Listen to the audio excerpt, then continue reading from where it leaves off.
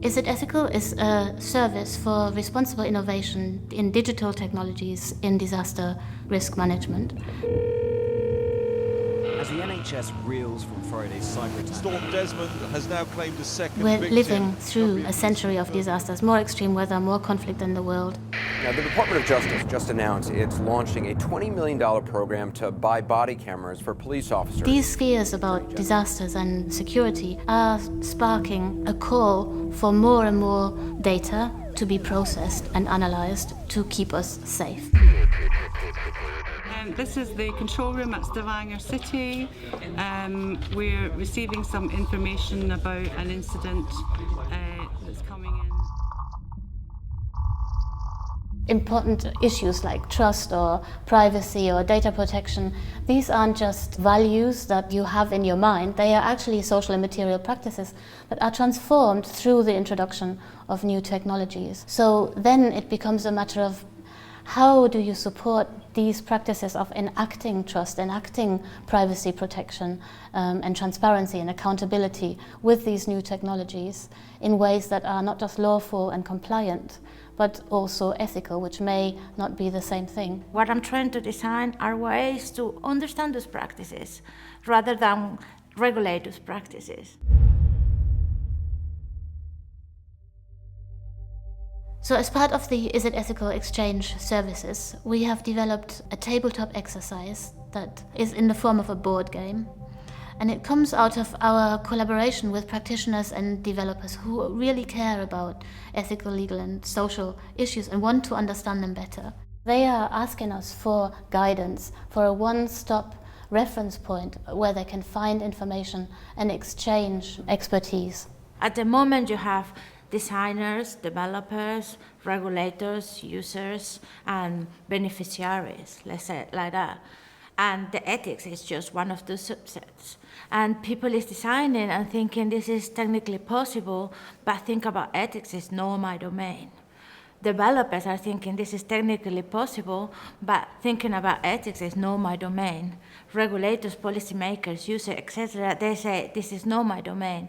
But playing with ethics along the whole constellation and along the whole network is a way of rescue us of the syndrome of it's not my domain. It actually is our domain. We have to take care of it. What you see in front of you is Europe in crisis. 1 cube stands for a hazard, 2 cubes for a risk. There are emergencies popping up everywhere, and you are in the shoes of an emergency responder, and you have to take decisions. Floods in Lancaster, of course. We've played locally with the police and fire services, nationally with the Lancashire Resilience Forum here in the UK. Internationally, we've been to Slovenia, to Belgium, to the US. The Red Cross and the UN are interested, for example, around quite sensitive issues of how do you share information around refugees. There are responsibilities. I also have, as you have, during the game you come to the realization that you have to collaborate. Ethical values. And you find out that actually if you share capacities and if you share data ethically, you can respond quickly. It could be a ticket for an ethical conversation.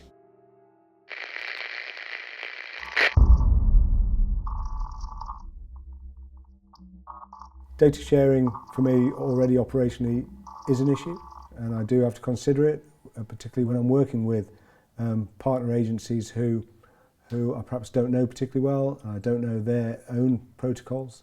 So how much I can share with them about an incident is tricky. I have to think that through.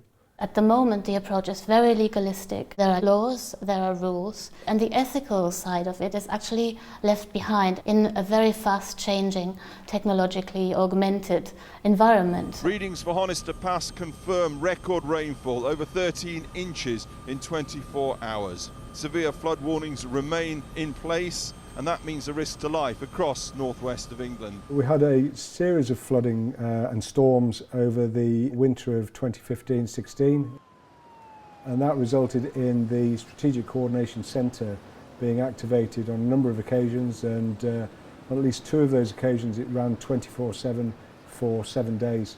As you well know, you're all from different organisations, you have to work together. We ran it as a multi-agency response involving fire, police, ambulance, military, Coast Guard, Mountain Rescue, as well as local authorities, voluntary agencies, and everybody who is required really to respond to that level of emergency. You have good working relations and good working processes, but there is some information that you keep close to your chest, so don't We share are producing so much data as part of our everyday lives, how we use our mobile phones, how we leave data when we enter the healthcare system. It's really important that we find ways of managing that data and controlling that data. Privacy. It's what gives you the trust between the agencies. If you're sharing data, but it's just within that circle and not going further. In a disaster situation, of course you would want people to know where you are, what kind of medical conditions you might have, and it's perfectly legitimate to share that data in those situations. However, when do you close the door? When does the emergency end? When is the exception finished? That's really important for us to have control over and to know where our data is going. At the moment, our technologies are really badly designed to give us that control. My second action, I'm gonna open a common information space because I think I need collaboration. You've got to take care of everybody else around you, right? Everyone else who's working with you in a common information space. You may have different agencies, different countries involved, yeah? Is that right? Yeah, Am I? I know. What do the Anyone others else? think? Yes, If yes, you're doing good, absolutely. you're building trust. Currently, where we exchange data with other agencies, we tend to do it through data sharing agreements. So we document what we can and cannot share, how we'll share it, and the obligations on each party to safeguard that data. So there's a process there to try and provide those safeguards, but it requires somebody to sign up to an agreement. So about trust, it's a very relevant card because it's the reason why I opened my own CIS, because we need to trust in our partners and have the same kind of regulation for the partners in the same. Otherwise it could be very complicated in sharing information, having different systems, different rules.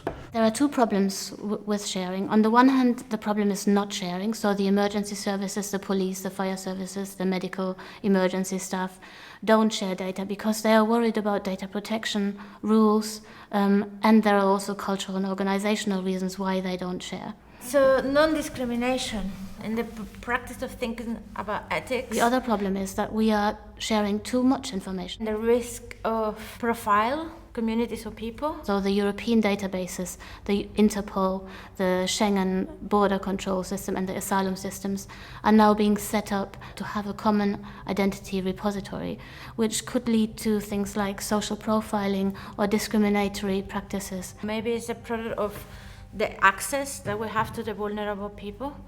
So I think the non-discrimination is a good value to have in this common information space. Privacy and data protection. It is important to know who has the right to read, write and delete in a collaborative situation.